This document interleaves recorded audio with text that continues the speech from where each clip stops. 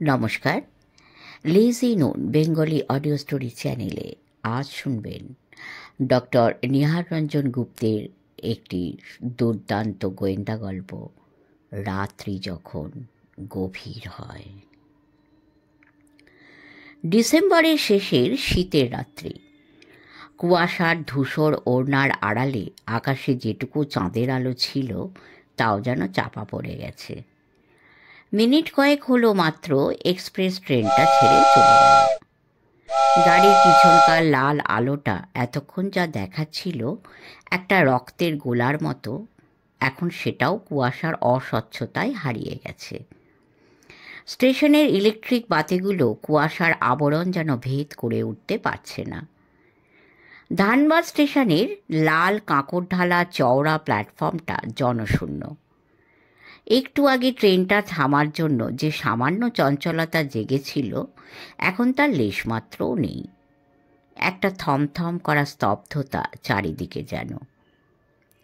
জুতোর মচ মচ শব্দ জাগিয়ে দুজন ভদ্রলোক প্ল্যাটফর্মের উপর দিয়ে পাশাপাশি হেঁটে বেড়াচ্ছে। একজন বেশ লম্বা বলিষ্ঠ চেহারার, পরিধানের কালো রঙের দামি সার্জের স্যুট, তার উপর একটা লং কোট চাপানো, মাথায় পশমের নাইট ক্যাপ, কান পর্যন্ত ঢাকা। অন্যজন অনেকটা খাটো, পরনে ধুতি, গায়ে মাথায় একটা শাল জড়ানো, মুখে একটা জ্বলন্ত বিড়ি। চা ভেন্ডার তার চায়ের সরঞ্জাম নিয়ে এগিয়ে এলো। বাবু, গরম চা, গরম চা। না, প্রথম ব্যক্তি বললে। গলার স্বরটা বেশ ভারী ও মোটা। চা ভেন্ডার চলে গেল। দ্বিতীয় ব্যক্তির দিকে ফিরে প্রথম ব্যক্তি প্রশ্ন করলে, সুশান্তবাবু যেন খুন হলেন কবে? আগে গত 28শে জুন রাত্রে। আজ পর্যন্ত তাহলে তার মৃত্যুর কোনো কারণই খুঁজে পাননি? আগে না, খুনিকে খুঁজতেও তো কসুর করলুম না। আমাদের কুলি গ্যাং, কর্মচারীরা, মাই পুলিশ অফিসাররা পর্যন্ত খুঁজে খুঁজে সবাই হয়রান হয়ে গেছেন। আশ্চর্য!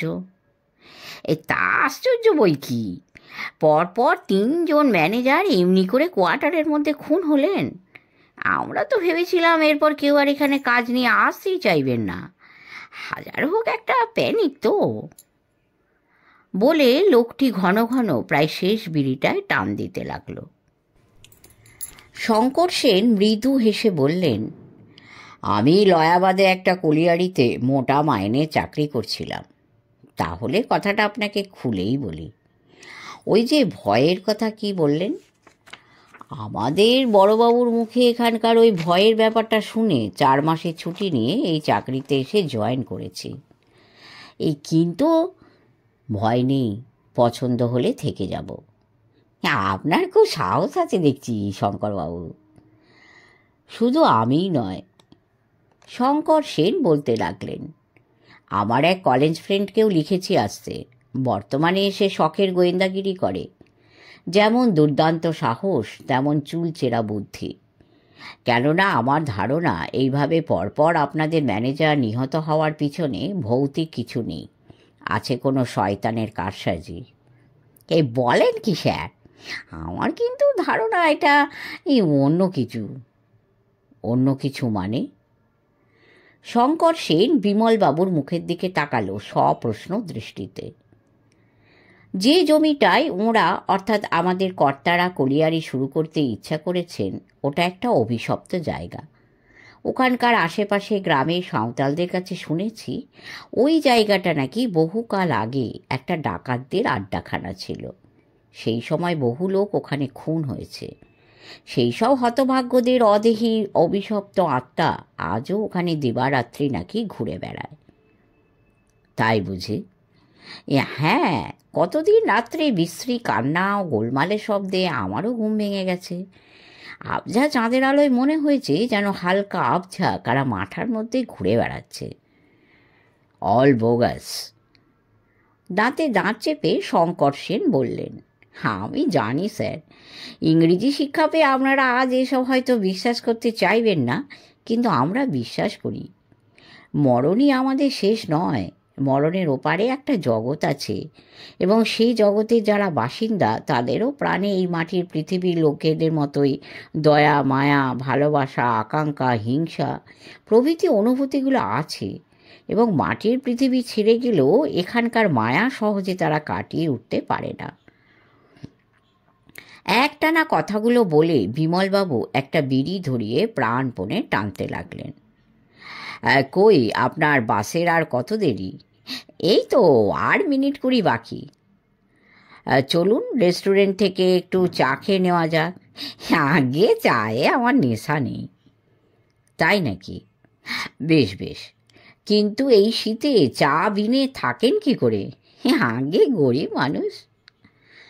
দুজনে এসে কেলনারের রেস্টুরেন্টে ঢুকলো এবং চায়ের অর্ডার দিয়ে দুজনে দুখানা চেয়ার দখল করে বসলো।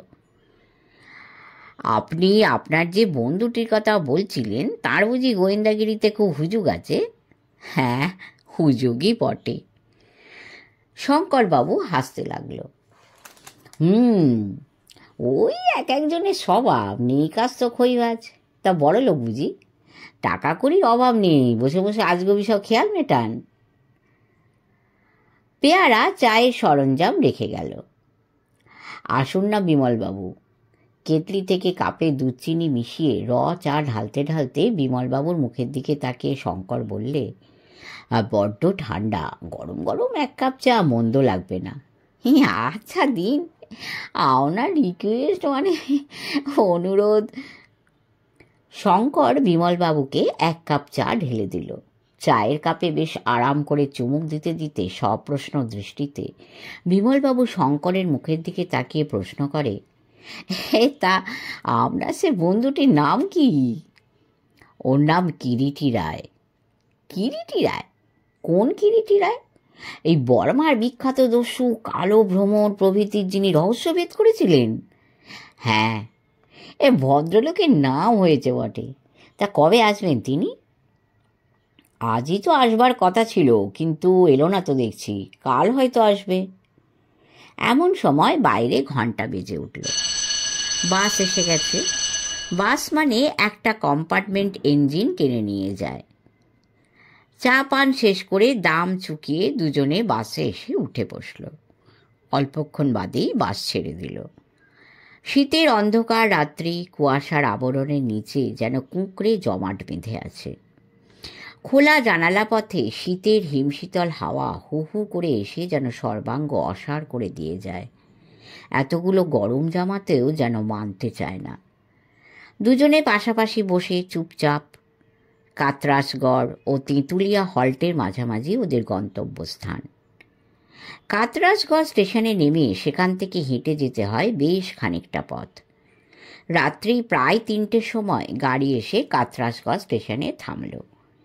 অদূরে স্টেশন ঘর থেকে একটা ক্ষীণ আলোর রেখা উঁকি দিচ্ছে। একটা সাঁওতাল কুলি এদের অপেক্ষায় বসেছিল।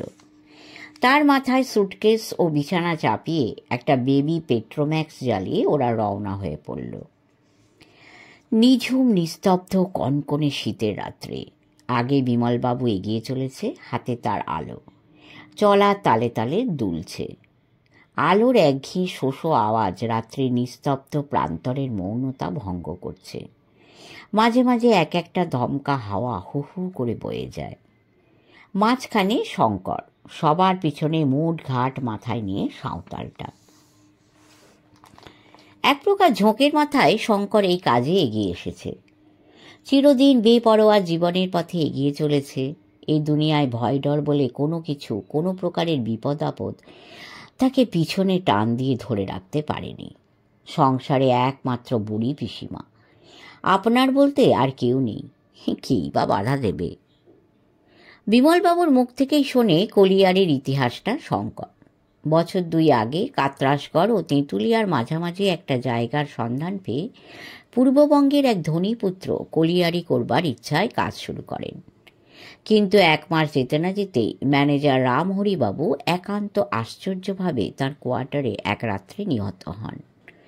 দ্বিতীয় ম্যানেজার বিনয়বাবু কিছুদিন বাদেই কাজে বহাল হন, কিন্তু দিন 15 যেতে না যেতেই তিনিও নিহত হন।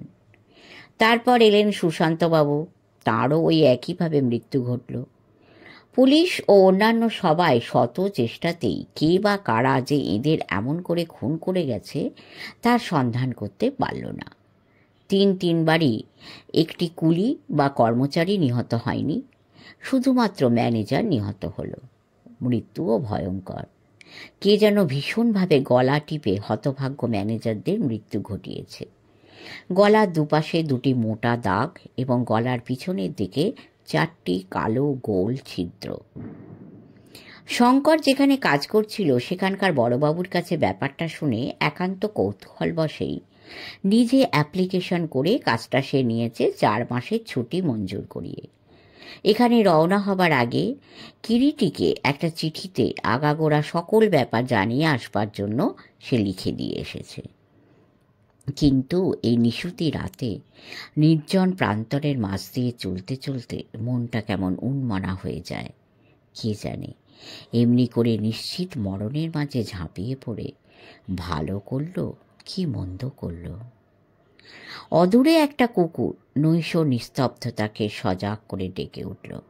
ওরা এগিয়ে চলল। শঙ্কর সেন কিরিটির কলেজের বন্ধু। একই কলেজ থেকে ওরা বিএসসি পাশ করেছিল। রসায়নে এমএসসি পাশ করে শঙ্কর মামার বন্ধুর কলিয়ারিতে কাজ নিয়ে চলে যায়। সেও দীর্ঘ 5 বছরের কথা। কিরিটি তার আগেই রহস্যভেদের জালে পাক খেতে খেতে এগিয়ে গেছে অনেকটা। বছর 2 আগে কলকাতায় দুজনের একবার ইস্টারের ছুটিতে দেখা হয়েছিল। তারপর কেউ কারো সংবাদ পায়নি। হঠাৎ শঙ্করের চিঠি পেয়ে কিরিটি বেশ খুশিই হলো। জঙ্গলিকে ডেকে সব গোছগাছ করতে বলে দিল। পরের দিন তুফান মেলে যাবে, সব ঠিক। এমন সময় সুব্রত এসে সব লণ্ডভণ্ড করে দিল। একতলার ঘরে জঙ্গলিকে সব গোছগাছ করতে দেখে প্রশ্ন করল, এই ব্যাপার কি রে জঙ্গলি? আগে বাবু কাতাসগঞ্জ চলেছেন। হঠাৎ? কি জানি বাবু, আপনাদের কয় বন্ধুর কি মাথা ঠিক আছে? বর্মা, লঙ্কা, হিল্লি, দিল্লিতে আপনারা নাপানাপি করতেই আছেন। সুব্রত হাসতে হাসতে সিঁড়ির দিকে পা বাড়ালো। কিরিটি তার বসবার ঘরে একটা সোফায় হেলান দিয়ে চোখ বুজে চুরুট টানছিল। সুব্রতর পায়ের শব্দে মুদ্রিত চোখেই বললে, কি বা প্রয়োজনে এ অকিঞ্চনে করিলে স্মরণ?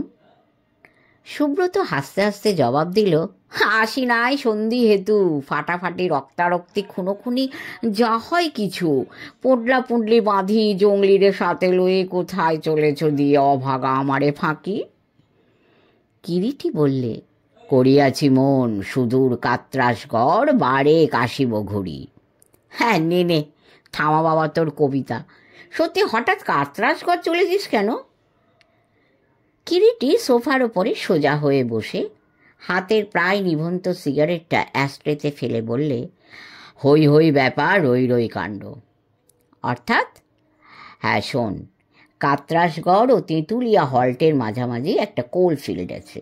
সেটার মালিক পূর্ববঙ্গের কোনো এক যুবক জমিদার নন্দন।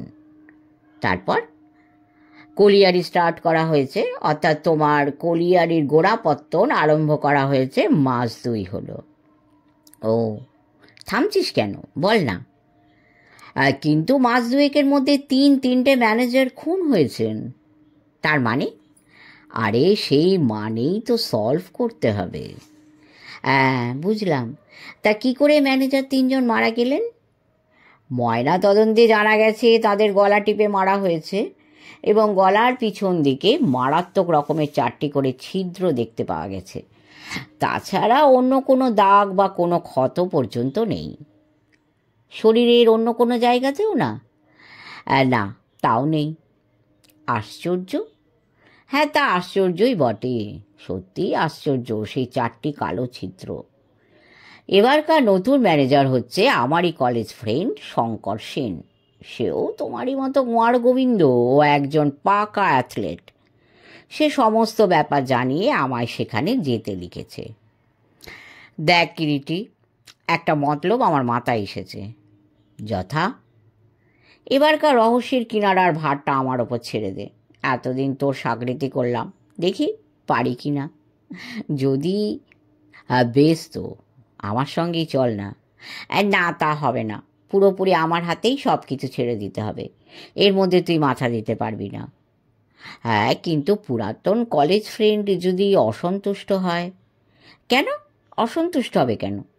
আমি হালে পাইনি, পাই আর না পাই, যদি না পাই তবে না হয় তুই অবতীর্ণ হবি। কিন্তু তখন যদি সময় আর না থাকে, বিশেষ করে একজনের জীবন মরণ যেখানে নির্ভর করছে। সব বুঝি কিরিটি, তা নিয়তি যদি ওই কলিয়ারিতেই থাকে তবে কেউ তা রোধ করতে পারবে না। তুই আমি তো কোন ছাড়, স্বয়ং ভগবানও পারবেন না। তা বটে। তা বেশ, তুই তাহলে কাল রওনা হয়ে যা। শঙ্করকে একটা চিঠি ড্রপ করে দেব, সমস্ত ব্যাপার খুলে লিখে। হ্যাঁ, তাই দে, ভয় নেই কিরিটি। সুব্রত রায়কেই তুই এইটুকু বিশ্বাস করতে পারিস, বুদ্ধির খেলায় না পারি, দেহের সবটুকু শক্তি দিয়েও তাকে আমি প্রাণপণে আগলাবই। দেহের শক্তিতে সেও কম যায় না সুব্রত। একটু গোলমাল ঠেকলি কিন্তু তুই আমায় খবর দিস ভাই। অবশ্যই চিঠি থেকে যতটুকু ধরতে পেরেছি তাতে ব্যাপারটা যে খুব জটিল তা মনে হয় না। এক কাজ করিস তুই, বরং প্রত্যেক দিন কত দূর এগুলি বিশদভাবে আমায় চিঠি লিখে জানাস, কেমন? বেশ, সে কথাই রইল। কোলফিল্ডটা প্রায় 19-20 বিঘে জমি নিয়ে, ধুধু প্রান্তর। তার মাঝে একপাশে অনেকটা জায়গা নিয়ে কুলি বস্তি বসানো হয়েছে। টেম্পোরারি সব টালি ও টিনের শেড তুলে ছোট ছোট খুপড়ি তোলা হয়েছে। কোনোটার ভিতর থেকে আলোর কম্পিত শিখার মৃদু আভাস পাওয়া যায়।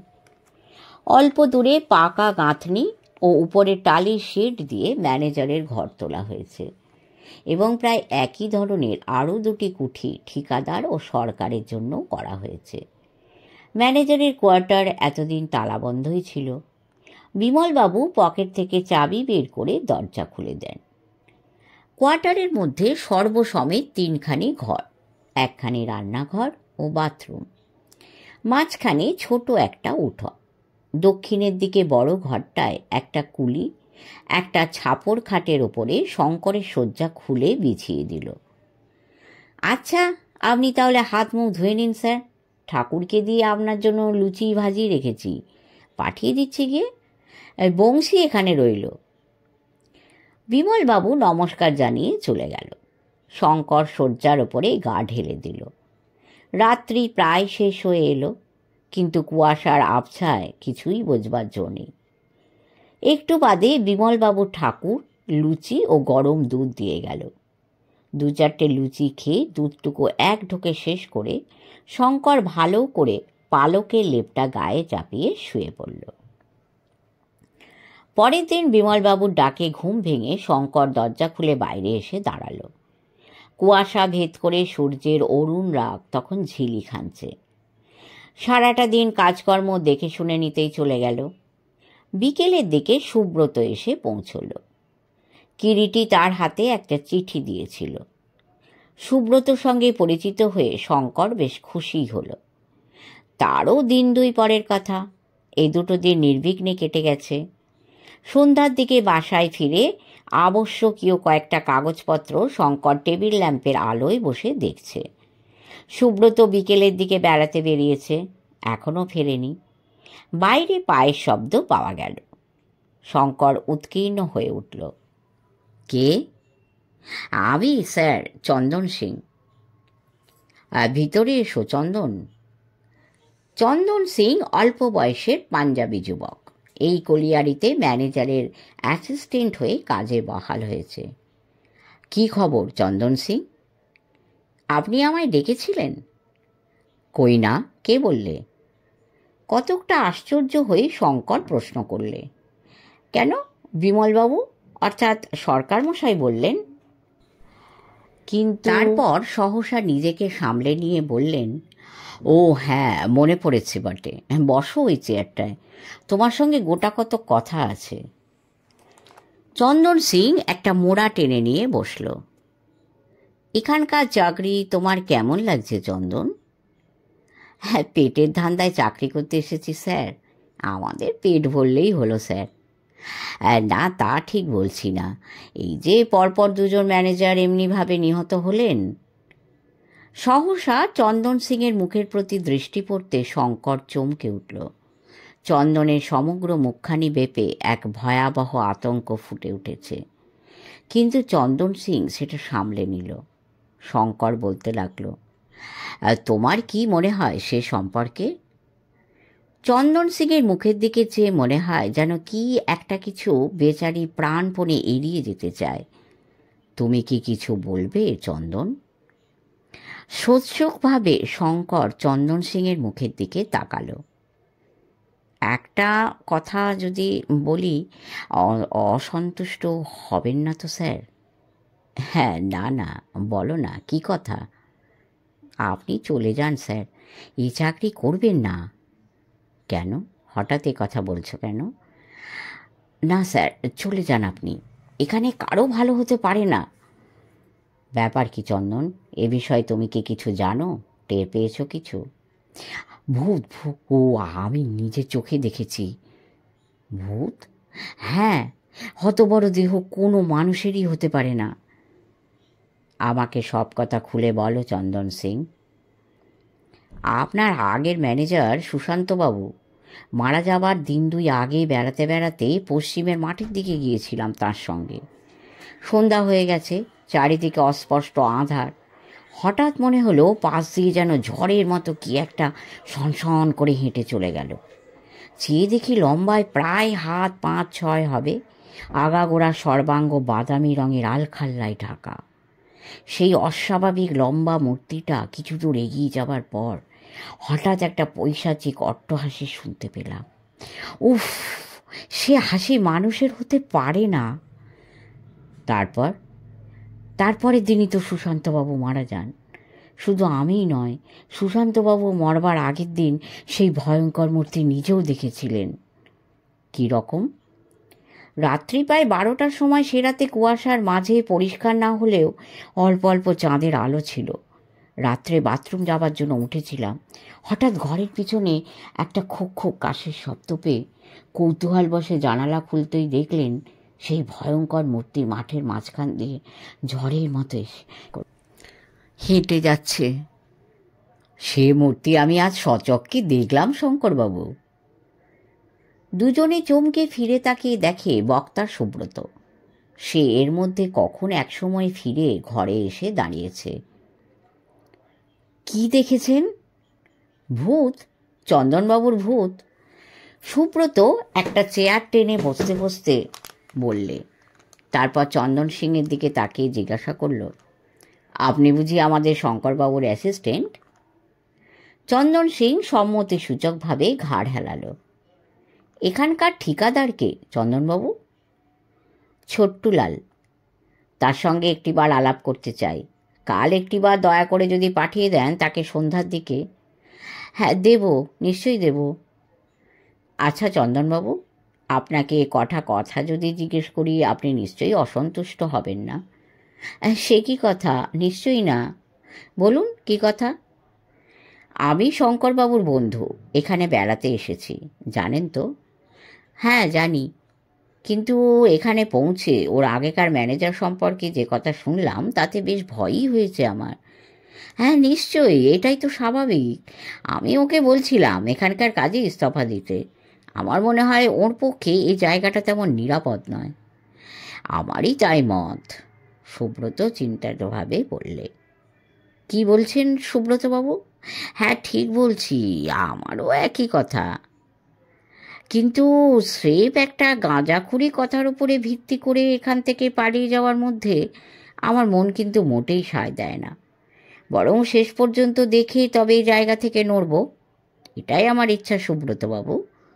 শঙ্কর বললে, বড় রকমের একটা বিপদ আপদ যদি ঘটে এর মধ্যে শঙ্করবাবু, অ্যাক্সিডেন্টের ব্যাপার, কখন যে কি হয় তা তো বলা যায় না। আর যে বিপদ এখনো আসেনি, ভবিষ্যতে আসতে পারে তার ভয়ে ল্যাজ গুটিয়ে থাকবো, এই বা কোন দেশি যুক্তি আপনাদের? শঙ্কর বললে, যুক্তিও হয়তো নেই শঙ্করবাবু, কিন্তু অযুক্তিটাই বা কোথায় পাচ্ছেন এর মধ্যে? সুব্রত বলে, কিন্তু চন্দন সিং বলে, শুনুন, শুধু যে ওই ভীষণ মূর্তি দেখেছি তাই নয় স্যার, মাঝে মাঝে গভীর রাতে কি অদ্ভুত শব্দ, কান্নার আওয়াজ মাঠের দিক থেকে শোনা যায়। এই ফিল্ডটা অভিশপ্ত, কেউ বাঁচতে পারে না, বাঁচা অসম্ভব। এর আগে 3 বার আক্রমণটা ম্যানেজার বাবুদের ওপর দিয়ে গেছে। কে বলতে পারে এর পরের বার অন্য সকলের ওপর দিয়ে যাবে না। শেষ হলো প্রথম পর্ব। আশা করছি দ্বিতীয় পর্ব খুব শীঘ্রই দেব। আমাদের সঙ্গে থাকবেন, অনেক কমেন্ট, লাইক এবং শেয়ার করবেন। ঈশ্বরের করুণায় অনেক ভালো থাকবেন। নমস্কার।